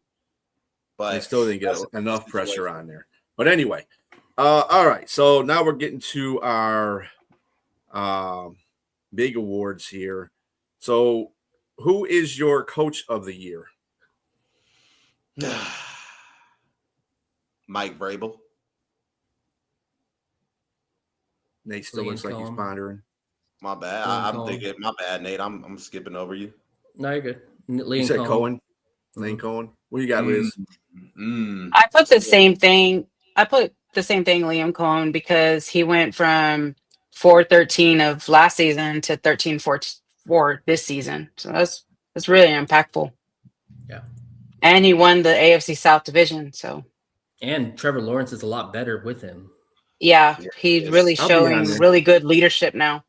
And they lost one of their best players in what's his face in Travis Hunter, and they still went out there and won that division. Yep. Mm-hmm. Sorry, Liz. No. I'm gonna pick Mike Vrabel too, because I gotta go with Vrabel, man. He turned, bro. Yeah. They single-handedly turned the Patriots around. The closest. It was close between, in my opinion, him and Ben Johnson. The only reason why I say this is because Ben Johnson took that team from fourth. I don't care what people say about the schedule he played or this or that. He took a fourth place team and got them to first place. Yeah, but Dan did the same thing. He didn't win Coach of the Year. Well, that's because that was stolen from him from the Coach of the Year that's fired now. Yeah. Yeah. I think that team's pretty. How that works out? Yeah, but that team's pretty stacked. B. I mean, they went out and got their O-line. They got all those weapons. They got Caleb. It doesn't make a difference. You still got to produce. Yeah, but I think they were expected to be. That's just like saying, well, because you look good on paper, you should go to the Super Bowl. That's I don't think people. I'm sorry, Sonia. I'm sorry. I can't put Canales up there though. Yeah, I can't put Canales in there. I think most people probably had into the playoffs. You couldn't. Most people had Chicago doing better than the Jags did. That's why I said Cohen. Well, the Jags did do good too. I mean, he's impressed too. I give it to Cohen. I still don't believe in the Jags though. I mean, I really don't believe in Chicago either. But I'll give you 2 reasons why I put Vrabel up there over anybody is because one, he turned Drake May into an MVP candidate. They went from 4-13 last season to now 14. McDaniels did, and they're missing both tackles on that offensive line, and they're still the number one. No, they're not the number 1 seed, right? It's Denver. No, Denver is. They're and they still 14-win team. I mean, Vrabel probably will get it more likely. Mm-hmm. Got to give it to Vrabel. But I never thought Ben Johnson. I mean, yeah. Hey, a lot of people got him in that category for Coach of the Year, just like Liam Cohen. And what was another guy that they said that was in there? You could even offer Shanahan. Coach. I would take Shanahan over Ben Shanahan Johnson. Was the other one. Yeah, that's another Shanahan one. did a better job than Ben Johnson did. Hell, how about Shanahan lost half his fucking defense. Well, Kyle Shanahan did better than anybody did, if you want to put it that way. I agree with because he lost everybody. Yeah. How about Sean Payton? You won with Mac Jones. Sean Payton was good. Yeah, Sean Payton could be putting up in there. And hell, you won with Trevor Lawrence. I still don't believe in Trevor Lawrence. I don't believe in Joey Sunshine. I think he's kind of like Sam Darnold in that sense. He's gonna have one of them games. He's gonna just blow the whole situation up because he can't pass. He ain't a good passer. Screw that guy. Anyway, I don't care what anybody says. That's my opinion. I'm sticking with it. Fuck that guy. Yes. Anyway, Jags. Sound like there's some deep issues there. Go ahead. I don't like that guy. Anyway, he's about as bad as Geno Smith. Anyway, well, Geno Smith is bad. Geno Smith is bad. No, that dude's horrible. I got one for you. B. Geno Smith or Sam Darnold? Who I would take? Take? Sam Darnold. I think Sam Darnold in a minute. Geno Smith, I would not take. Geno I would Smith not trust Geno. is an interception waiting to happen. Anyway, the comeback player of the year. Go ahead, Aiden, 100%. That's breaking your leg and just coming back with 100 pressures and 14 half sacks. Guy looks like he's gotten better, hands down. Aiden. Yeah, Aiden Hutchinson for sure. Who you got? He won't win it, but he should. But it's him. Nah, he gonna win it. He definitely gonna win that. Aaron Who's his Rodgers. competition? Aaron Rodgers, old ass. Aaron Rodgers can kick rocks. Ooh, I was Aaron gonna say Rodgers. something. He's got. I'm telling you, they like quarterbacks. He's going to win it. I'm telling you, because Not of if what he gets happened put out with in that the whole first round. thing of the Jets and Which Sorry, he will. Liz, I've been Achilles. talking over you. Who you got, Well, Liz? actually, he wasn't hurt last year. I chose Dak Prescott because he didn't really. You got to be hurt in order to win the award. Oh, okay. The next year. So I don't think Aaron Then- Rodgers was hurt either, was he? No. Okay, He so played a yeah. whole season with the Jets. He just sucked. Okay, so there you go. So he can't. He can't. Oh, win. so they have to be hurt. Okay. Yes, to come back or have like a Come back to breakout me. season, I guess maybe. Yeah, come to the dark side. Pick Aiden Hutchinson. Are you meaning for comeback player of the year that he wouldn't be eligible? Yeah, there you go. There you go. You probably There's could only take a Caleb. handful really that were hurt last year that was played this year. Wasn't he have to be McCaffrey hurt? McCaffrey was McCaffrey hurt, hurt? yeah. But he did Yeah, come he was back. hurt. though. Yeah. Yeah, he I'll was just hurt. He go was with on Hutchinson. and off. This is gonna go Hutchinson. Yeah. Yeah, 'Cause I didn't really pay. I didn't realize that they being had that to I'm a be Detroit hurt. Lion fan, Do they have to be I'll pay hurt in more order to attention win to the that. award, or they just have to have a down year and then No, come I back? think they just have to no, have I think the criteria is they have to be injured. Okay. That's what it is. Okay. Oh, I was right with Aiden. okay. And I mean, because Prescott sat out 9 games in 2024. Purdy is a good one though, because Purdy did get injured last season. Yeah. Yeah. But I'll just go with Hutchinson. Dak did sit out some games last year. Yeah, so that's a good Yeah, that's one. why that's why I chose him. But Hutch was yeah. out too, so yeah, you go with Dak. Yeah, you can go with Dak. Okay. All right. So for the last but not least award is obviously the MVP. And who do you got, Nate? Oh, Drake May. 100%. Drake May for sure. Drake May. Did more with less. That's all you Mhm. need to know. Who you got? Team Liz? tripled in wins. I chose Drake May too. Okay. So you are going to go that way, huh? Mhm. All right. Yeah. You know, I got Stafford, Matt Stafford. You gonna pick Stafford? Oh my god! Why? The walking pick. He's six. got better yards, better touchdowns. He's plays in a tougher division than May Also has a does. better team around him, better coach, better defense. No, he doesn't have a better team around him compared to what New England has around him. New England has the same. Yeah, goddamn New England record. I think has. the Yeah, they got They some got a better bad than divi- New They don't England. have a very good division, and they lost to that's Buffalo. fair. I mean, they lost to Buffalo, the only competitive person in their division. They didn't, But the Rams were so- expected to do well this year. The You know Patriots why I tripled their think- win total. Nobody saw Do you that. know No, why people I expected the New England Patriots to finish second. Now, not first, obviously, but You know why I think they're going that's to more win of it? the coach, though. Drake may win it because he had a better record. Now on Mhm. paper, you would say, well, that doesn't matter because the Lions were 15-2 and Saquon won it. It has to be that anomaly. It has to be that type of season that just jumps off of the screen. And really, to be honest, Matthew Stafford accounted for a couple of their losses. Especially against when they Drake played May did Carolina. more with less. You're just pulling names out of your behind, aren't you, Ida? I agree. I know. So I gotta go with. I gotta go with. Stafford's always on a stacked roster. Drake May, I they had gotta to go find with their Drake. roster. At the beginning of the year. Jesus. All right. Okay.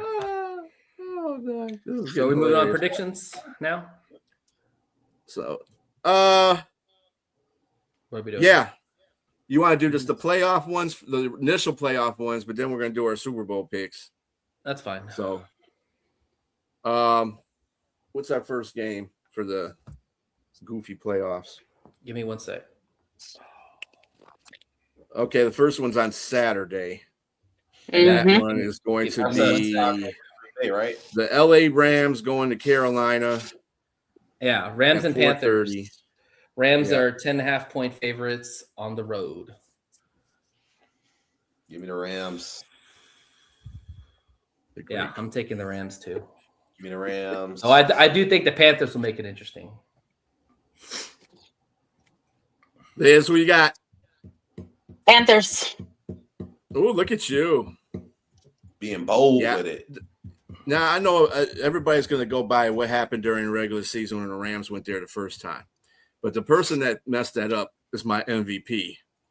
Yeah, he gave that game exactly. away. He's played bad lately. He's thrown the ball away a lot or turnovers. Bad lately, yeah. But that's all right. He's still MVP. Anyway, he ain't going to make that same mistake when he goes down there this time. Sure, he ain't making that same mistake.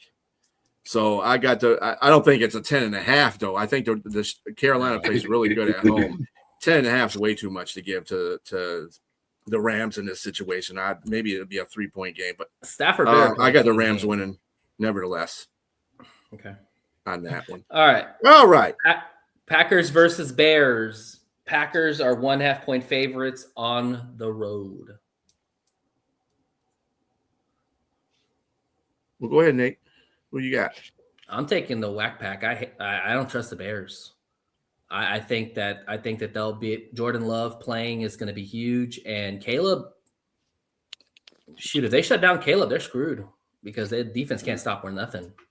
So I'm taking the whack pack. Hate both teams, but who you got, Jay Weezy? I think I gotta go with the Bears. I think I'm going with the Bears. I think the Bears get it done. I mean, that team they just lost coming off of a loss. They're going to want to come in and win at home. Can't take 2 consecutive L's at the crib. So, give me the Bears. What you got, Liz? The Bears. Shocking. Yeah. Why you take the Packers? Right. I was going to say that. Why do you take the Packers? Yeah. That's the team. I'm just not. Right. Somebody's got you mind washed, don't they? Isn't it? Yeah, got you mind washed on them Bears. I don't know what the hell y'all been watching because the Bears look horrible. Yeah. See, Bears look horrible too, though. Packers look bad, and they're missing a couple of their. But at least the Packers have a decent defense. Bears can't even stop a cold. Yada yada yada. The Bears. I don't know. Like I said, I hate both teams, but go ahead.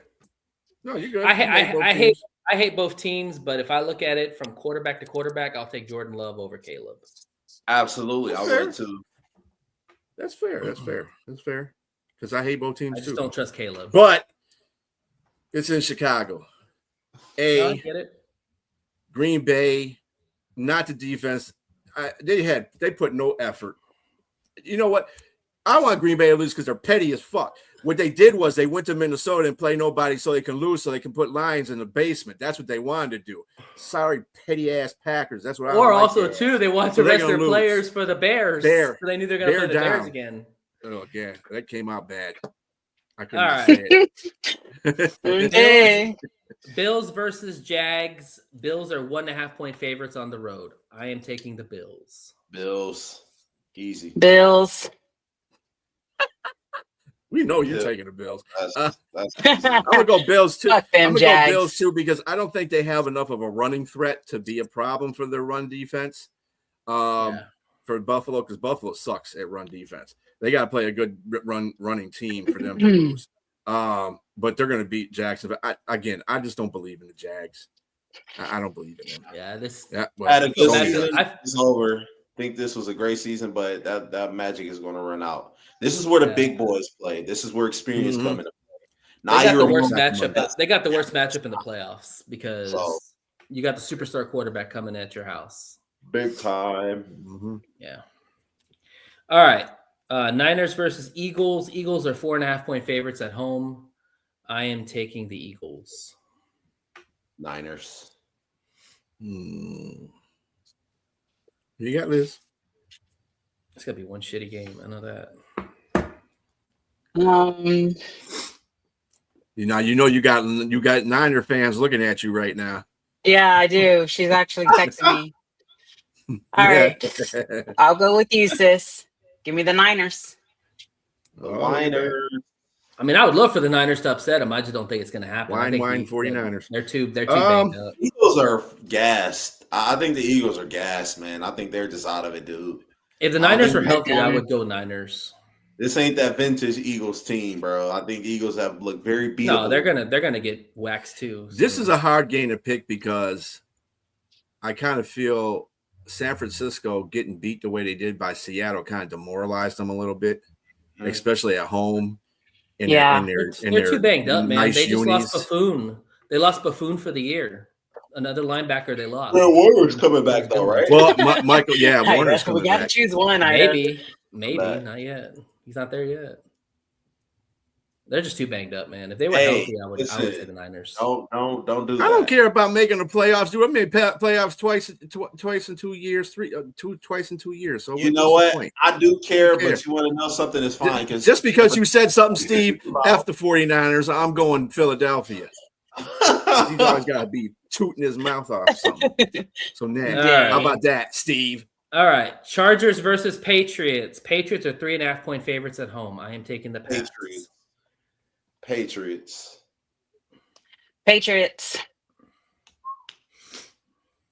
This is a tough draw, too, for the Patriots, though, because Chargers got good defense. I don't care what y'all say. They got good defense.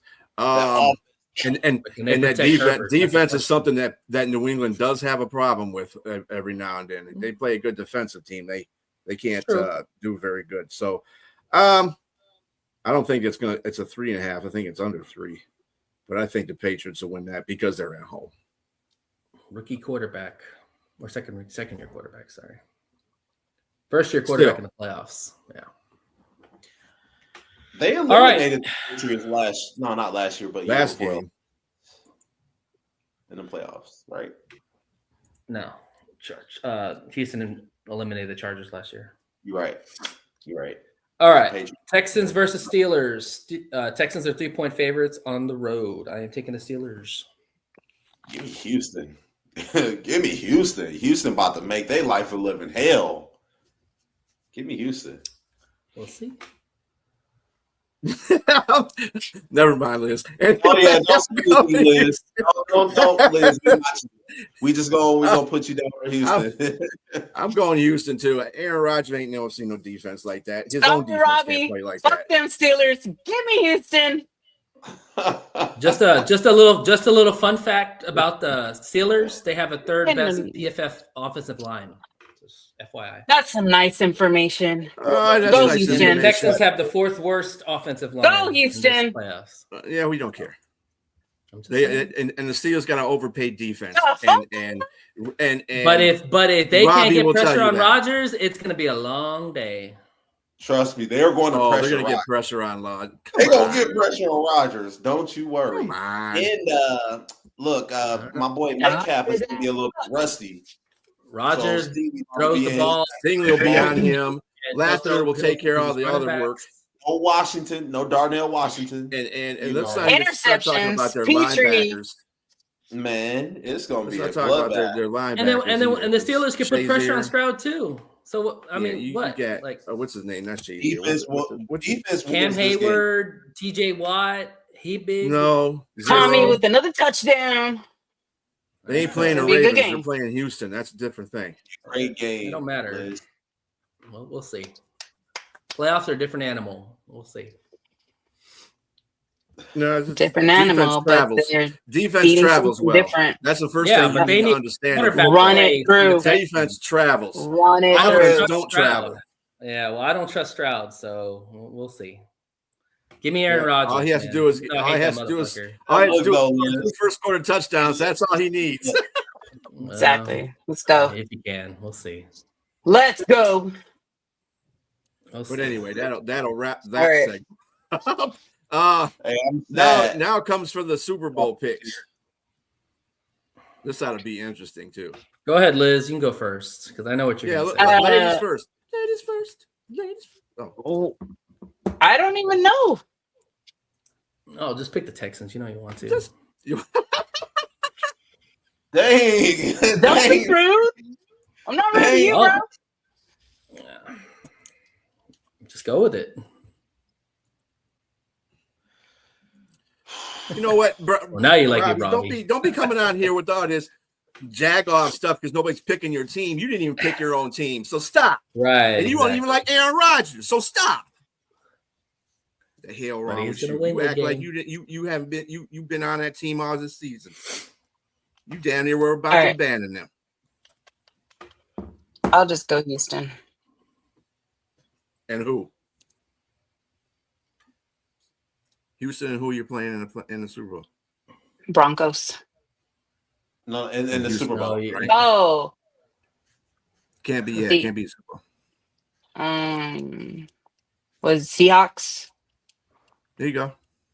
Yeah. Houston and Seattle. You got Houston winning that? Might as Yeah. well. Okay. Shit. Anyway, what you got, Nate? I am going to take Nate. Seattle from the NFC, and I am taking the Buffalo Bills in the AFC. Josh Allen's about to go on a heater and get to the Super Bowl, and I will take Buffalo to win the Super Bowl. Fine. Yep. I got Buffalo and LA Rams. That is not the Chargers. The Chargers will never. Wow. But give me Buffalo and the Rams, and I think Buffalo wins. Josh Allen gets Super Bowl MVP. So what you're saying is that so you got Buffalo winning that game? Mm-hmm. You got Buffalo winning that game. Maybe Josh Allen be the MVP, gonna beat the other MVP out, right? The overall MVP for this year. Matt Stafford. No. Okay. No. Man, See that how I would did be that? crazy. Yeah, I did that. That would be the Super Bowl, though, man. Yeah, Buffalo. I mean, there'll be a lot of good Super Bowls, but you know what? I'm about the defense this year. Screw all you damn offensive teams. And Josh Allen, until he can prove it, and it's really not his fault. It's that damn defense's fault most of the time. Mm-hmm. I just can't see them winning too many games. I just can't. I think they're going to win maybe a couple, but when it comes to the conference finals, whoever they play, they're going to get beat by. Because if they got to go to Denver, they're going to get beat by Denver. It is going to be what it is. But anyway, I'm not picking that anyway. I'm going a long way. I'm doing a Liz. I'm going to go Houston and Seattle because I want to see some defensive freaking football in the Super Bowl. Nice. That'd be cool. And if that happens, I'm definitely picking Houston to win because Sam Darnold, Mr. Happy Feet Sam Darnold, he going to be seeing ghosts. Well, that's a good prediction, Robbie. You know something? Only reason why I ain't the Steelers is because I'm not sure how good and how consistent Bo Nix is going to be. You don't think Allen will choke, Robbie? Yeah, I can't really argue with that. No, I think their defense is going to choke. That's what I think.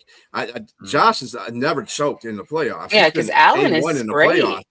Every time that team lets him down is that defense. That defense is. But every time, but when those opportunities happen, he was going against Patrick Mahomes, and he was going against Joe Burrow. 13 seconds it took for them to score. But they what I'm won saying, that game.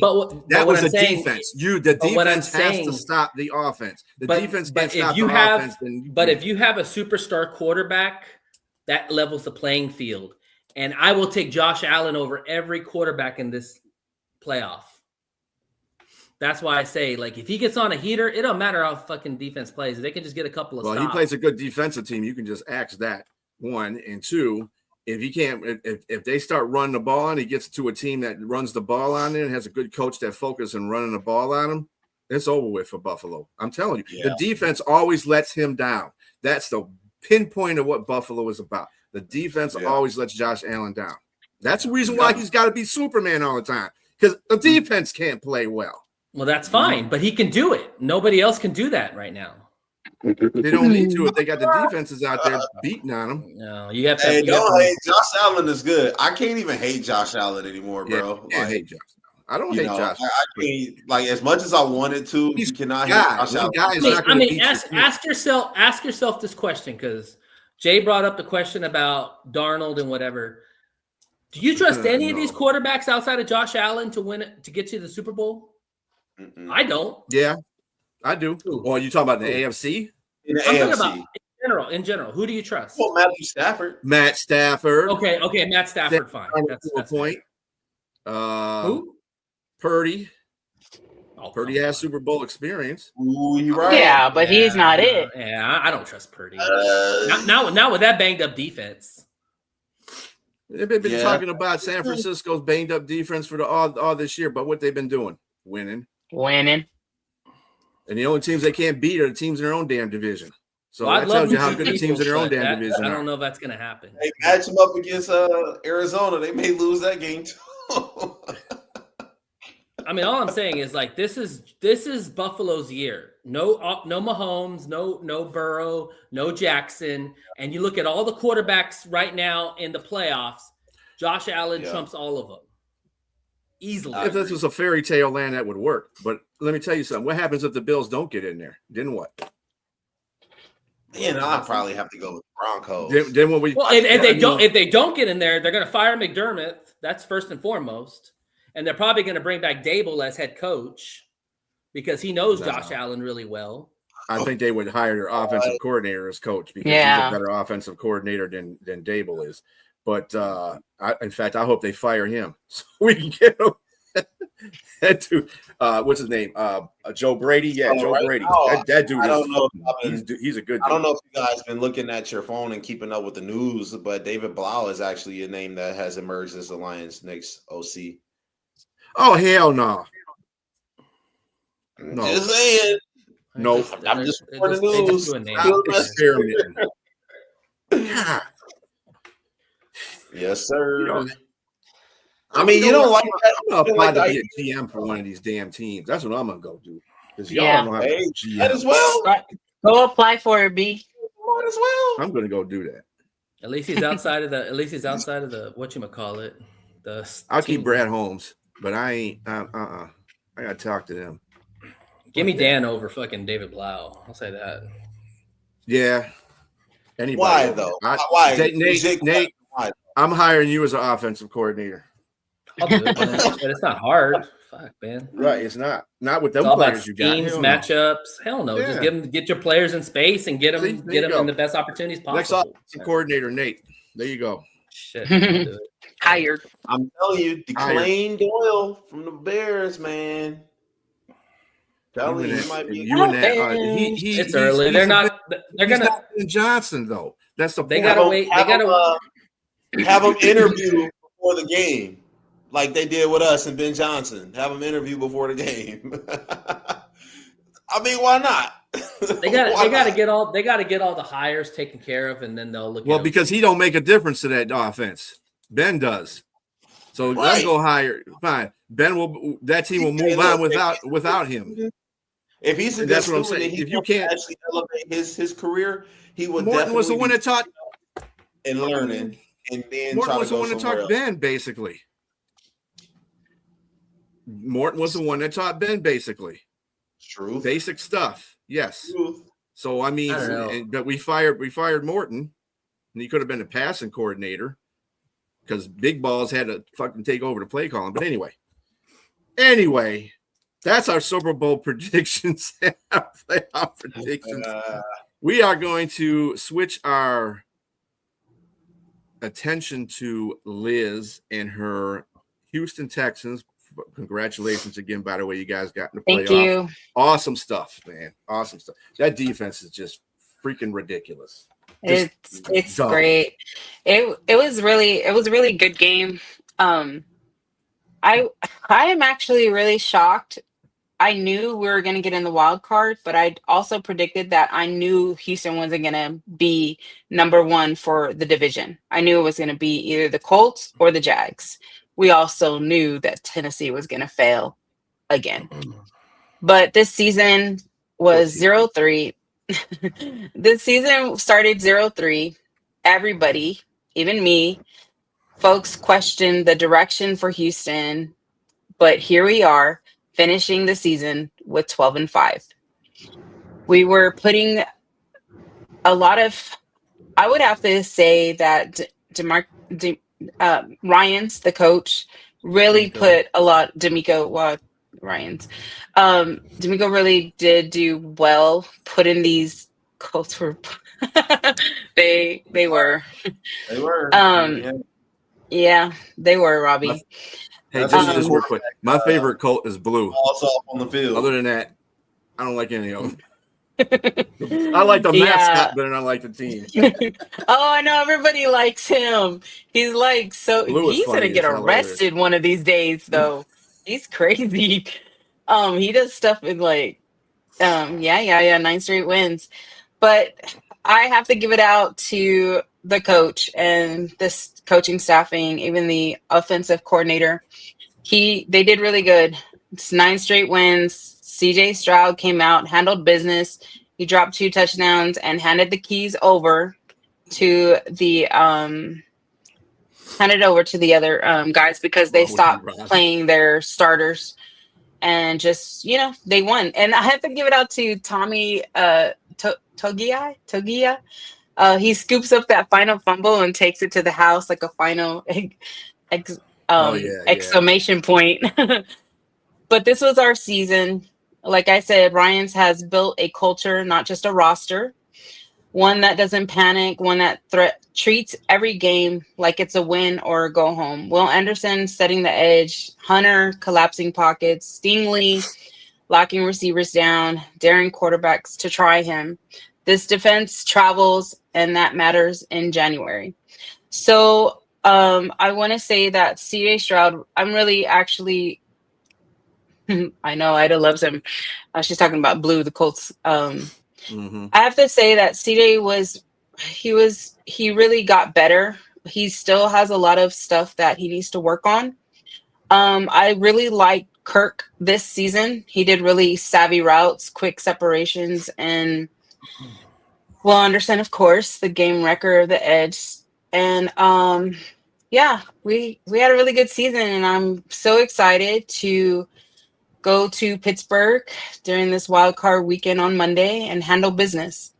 But I did want to say something. I don't know if he's still listening, but I have a friend in Duval. I do want to say that I have respect, even though I talk a lot of crap about Jacksonville. They handled business and took the AFC South this year. That's a well-coached team, tough, resilient, and they earned that banner. No excuses, no hate. Credit is credit. But here's the smart part. Titles don't stay rented forever. Houston is going to come back, and we're going to take back our title. The South always runs through Texas eventually. So here we are, going to go to Seattle and win, right? I can only pray. But yeah, so Jags beating the Bills. I'm sorry. Yeah, Pittsburgh. Well, yeah. That would be your favorite team anyway, there, Robbie, because there's a Jags. Jag off. Yeah, Robbie. Yeah. So anyways, I know we're going to Pittsburgh. It's cold weather, hostile crowd. Bless you. Bless you. But this squad is built for adversity. Houston, again, doesn't shrink in big moments. Houston will show up. So we're still standing and still swinging and still believing. H-Town is clocked in, and the mission continues. So go Houston. Yeah, that's it. That's all I have. The stupid Jags. Hey, I'm with you, Robbie. Fuck them Jags, but I have to give credit where credit is due. They did. They surprised me. Hey, Well, So they didn't play any really. I mean, I just don't believe in them. I'm sorry. yeah, but they did.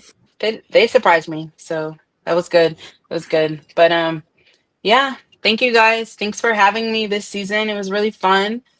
Yeah. Thanks to my girls always clocking in and showing us love. So yeah. Till next season. Yeah, thank you Liz, to everybody you know that you my homie. subscribed. Yeah, I love you like a sister, Liz. I Love you, appreciate everything CJ. you've done for us. Literally everything you've done, from the merch to contribution, everything you've done. I want to thank you from the Yeah. bottom of my heart. Many blessings to you, and you always got a home. Yeah. Right. Well, I'm around. Y'all guys all have my numbers. If y'all ever need anything, just reach out. Yeah, and so yeah. Anyways, go Texans. Go Texans. Bye guys. Adios, amigo. You can stay around. so we got about 20 minutes left. I don't know. Do you want to talk about the Lions, or what do you want to talk about, or whatever, before we wrap up? So the whole David Blau thing. So now that's just a name that they're looking out for. How do you guys feel about that? I know we didn't really go into depth with that conversation, but how do you guys feel about it? I don't think it's serious. I think it's kind of smoke, maybe. I'd rather have Dan, if that's the case. Let him make the calls. Let me say this about Dan, okay? Were there some questionable calls that he made? Yes, there were.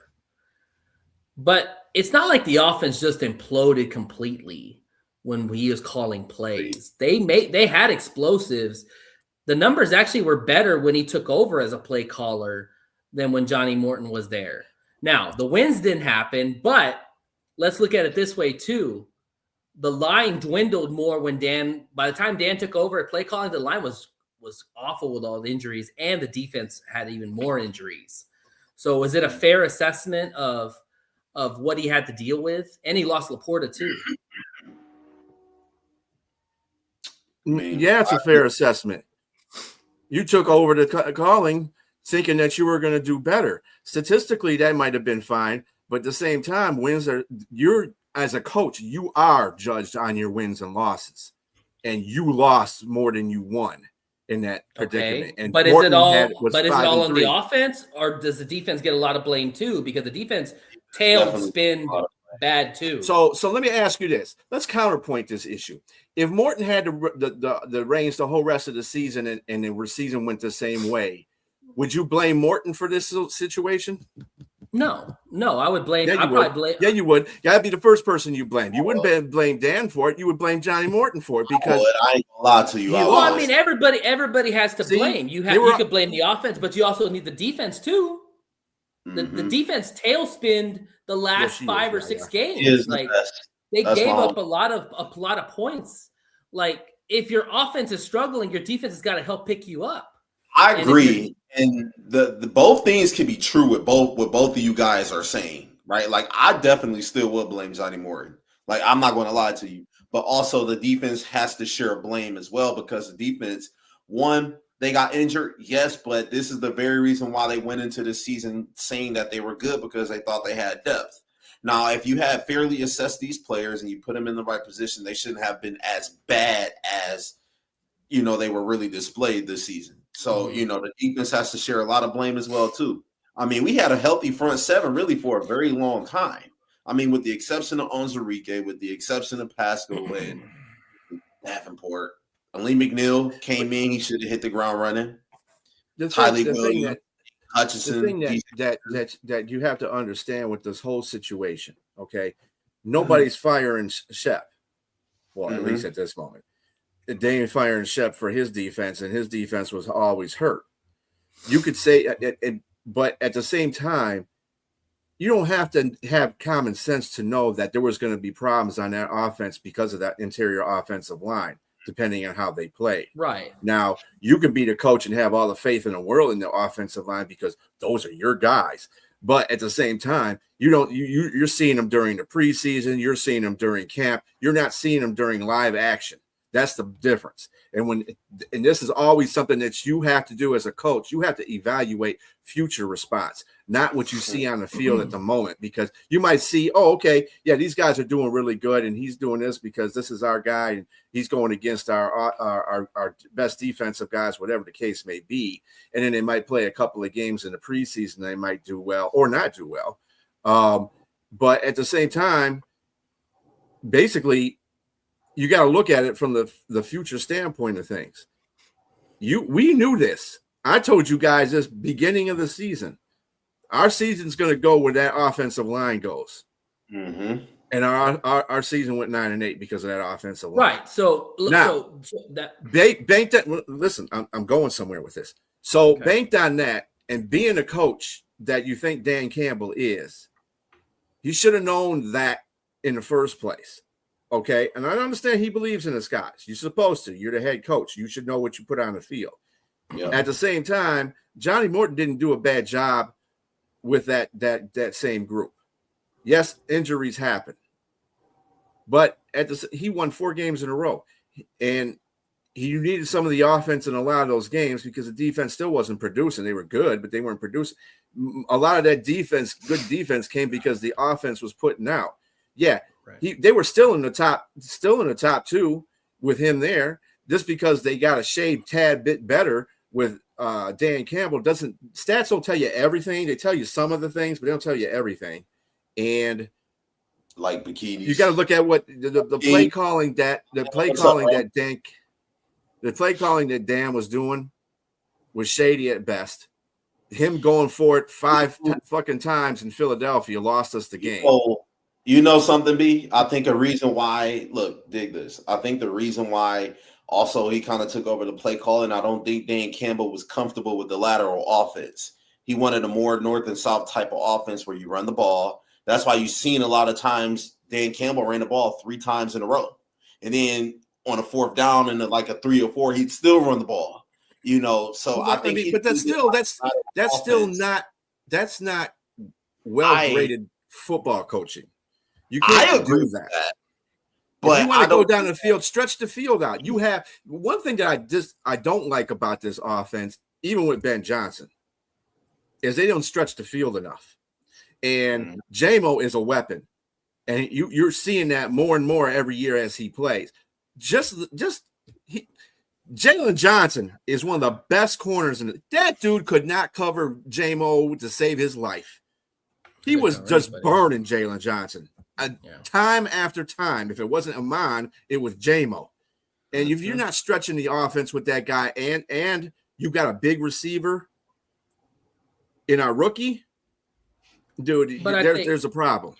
In the past, I agree with you, but I think because the run game was so effective that they didn't have to take all those deep shots all the time because they used play action, they used intermediate routes, they used the middle of the field a lot. This year, they couldn't do it because the fucking line was terrible. Mm-hmm. You could barely hold your guy, let alone let somebody get to a second or third depth. You know, and the thing is that with what Johnny Morton dealt with and what Dan dealt with, there's a common denominator. The line sucked both sides. Period. I mean, it doesn't matter who the hell was calling it. You could have had Andy Reid calling the plays, and they probably would have sucked ass because the line was so bad. You know, like now Dan, yes, I think Dan pulled back after the Eagles game, and I think he realized, hey, I can't be doing this all the time, going for the shit, you know, and he pulled back. He you know, but like, I don't know. I don't know what else we could ask him to do because the line was so bad. It's like say you're a coach in a sense, and your players are terrible. How the hell are you going to go out and win a game if your team is terrible? If they don't have skill or whatever it is, you're just held a bad team. You're asking a lot for somebody who's going to have to turn shit into gold, you know. And that's literally what you were asking this line to do. His line was terrible, and you're asking the line to be good in order to make better plays for you as a playmaker or a play caller. I just don't know what else you could do. I mean, They couldn't fixing run the the football. O-line. They couldn't protect it. They couldn't protect the Campbell, and like I quarterback. said earlier in the show, I that I think wouldn't the be difference. opposed to Campbell calling the plays as long as you have the right pieces and you have a defense that can carry you. You know, like I'm not opposed to that, but I'll let you go ahead, B. And you really can't say that really about, Shep, because he didn't have all his pieces out there. No. He was constantly without pieces. And that's gonna. There's no defensive coordinator. I don't care what good defensive coordinator You take away a secondary of be able to any work. team, you're not going to be good. Period. That's Right, going to you continue with the next season too. That's the scary part. Like Kirby Joseph may not be there still at the beginning of the season. Brian Branch, Branch. Brian Branch sure won't be there. Kirby Now, will be there. How healthy will Terry and Arnold? I mean, I don't know. Can we say that for sure, 100%? Because We don't know if surgeries. Hopefully he re-sign can. Meek. Hopefully gets behind it. allegedly, We don't know if they're going to re-sign Meek. That's another guy they got out there. Meek, he has to sign back with the team. It's going to be a lot of moving pieces next year. That's why I say if you get a experienced defensive coordinator in and quit with all the projects and say, hey, you know what, we're going to kick the can down the road, get somebody that's proven. I mean, while we like Shep and Shep didn't do just the worst job, would it be bad to upgrade? I don't think we could start with 2 new coordinators again this year. I think we have to have some stability. I mean, unless it's Brian. If the same thing happens to him, though, Jay, the next coordinator, Nick Faggio. What if we got him? And hypothetically, and the same thing happens to him, and the same thing happens to the defense, and they don't do crap. It ain't got nothing to do with the coach. It's got to do with the players that you got to coach.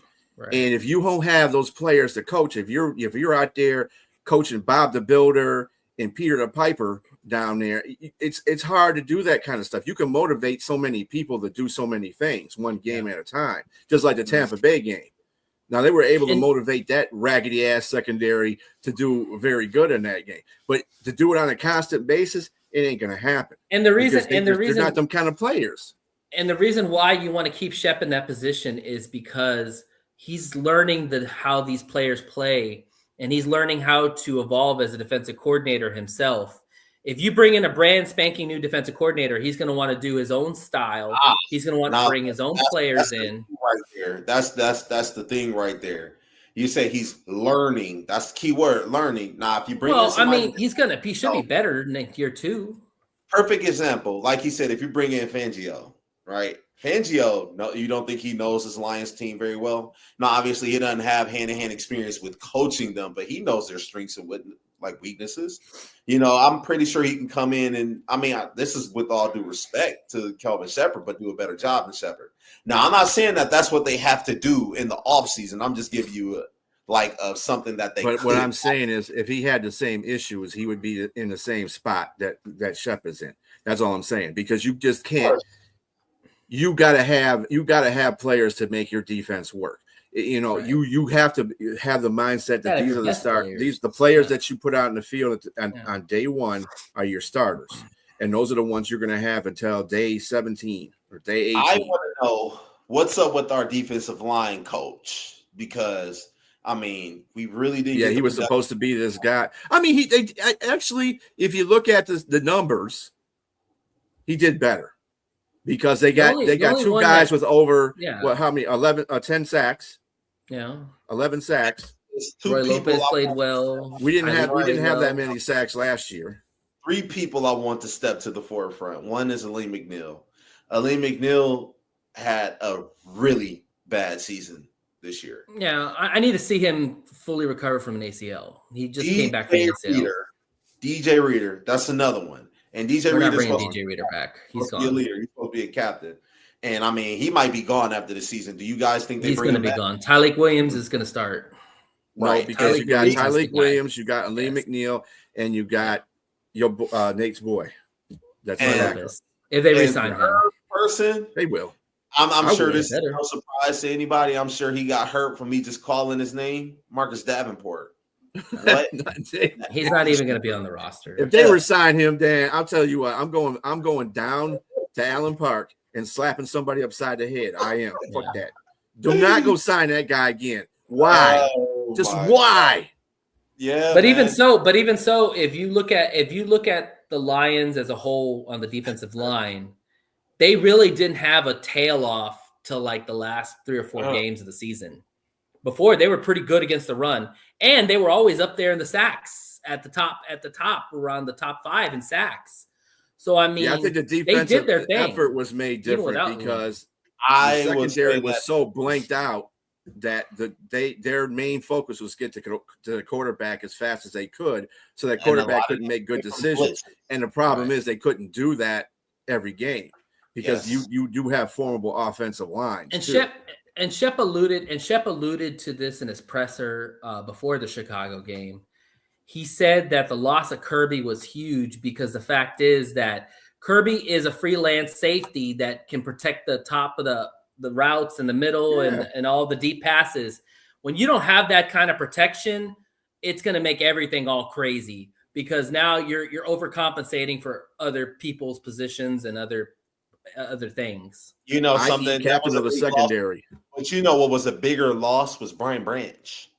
Because I think Kirby was a bigger loss. Kirby was a bigger loss because he was your turnover guy. Kirby was a bigger loss. And he took care of the defense. I would say Brian Branch. You want to know why? Because after Brian Branch went down, a lot of teams started taking advantage of our horrible run defense. Brian Branch, I mean, on the run defense side, you can line him up on the line of scrimmage. You can blitz him off the edge, and he can come in and just fire right into the backfield. And he helped in the run defense. You know, I mean, when you look at it as a grand scheme of things, you would say Kirby Joseph because that was your center fielder guy. That was your captain. But Brian Branch, as soon as he went down, teams were rushing for 200 yards on us every game after that. Both of them. That's the rushing element, though. What I'm saying is they gave up 1,600 plus yards on the passing, too. And you know why? Because Kirby's not back there. Right. Mm-hmm. That's true. You see DJ Reed wasn't a factor in these last 4 games. He was not a factor. People were running by him like they were running a store for Snickers. It's just DJ Reed, big disappointment. I expected a lot more out of him this season. I did too. Yeah, but you know somebody who surprised me, and I'm not mad at in the least. Rocky Ya-Sin. Yeah, Rocky Ya-Sin was a dog. Man, he held his own, bro. He was our best corner. He was our best corner. He had to actually get to step up in a big position, but he filled that role. Yeah, he was our best corner. Hands down, best corner. All right, y'all. We're going to go ahead. We're going to go ahead and wrap up the show. Final thoughts, and then we'll kind of close everything out. Yep. Hey, so go Lions. Had a great time this season. I know we had our ups and downs. We had our arguments and everything, but, it's one pride, man. Go Lions. We always root for the Lions. End goal is always root for the Lions and for the Lions to win a championship no matter what. And hopefully next year they can get themselves together and pull off the ultimate goal. Yeah. There's nobody else in my mind like the Lions. We just got to get there. We get frustrated with our coaching. We get frustrated with our front office. We get frustrated with our players. But that's what fans do. I'd like to think that we're a little bit better than fans. We try to judge this team equally like we would any other NFL team. But at the same time, hey, it's Lions all the way, man. I don't have all this Lions gear because I hate them. That's for sure. Yeah. For me, I mean, last year was hard the way we lost. This year was probably as hard, but I look at it from this standpoint that, we're 15-2 last year. We're 9-8 this year. Hell, we could easily be 0-16 again. And I don't want to go there. So, the way I look at it is that it's just going to look up. There's, you got to trust the process. There will be changes made. Dan's already made that very clear. Brad's going to speak on Thursday. I expect a lot of discussion of how they're going to make some changes, and we'll just ride and see what happens. But want to thank everybody for a great season. Thank you for all the guests. Thank you for all the listeners. Thank you again, Liz, for coming on the show, giving her spiels on Texans. Thank you for everything she does for us. Yeah, and just thank you all for subscribing to the show. We're only going to make this bigger. It's we got plenty of time. We're going to take some time away. Probably we'll come back around the draft, so we'll get hyped up and get excited for that point. We're going to take some time away and just kind of think about how we can improve the show and get better. But we will be back, and we will see you soon. And we are signing off. And as always, you hate us because you ain't us. And you have a blessed evening. We'll see you on the other side. Fuck the Pack. Fuck the Bears. Fuck the Vikings. Yeah. Vikings. Fuck all the teams. Go Lions. Go Lions. All right.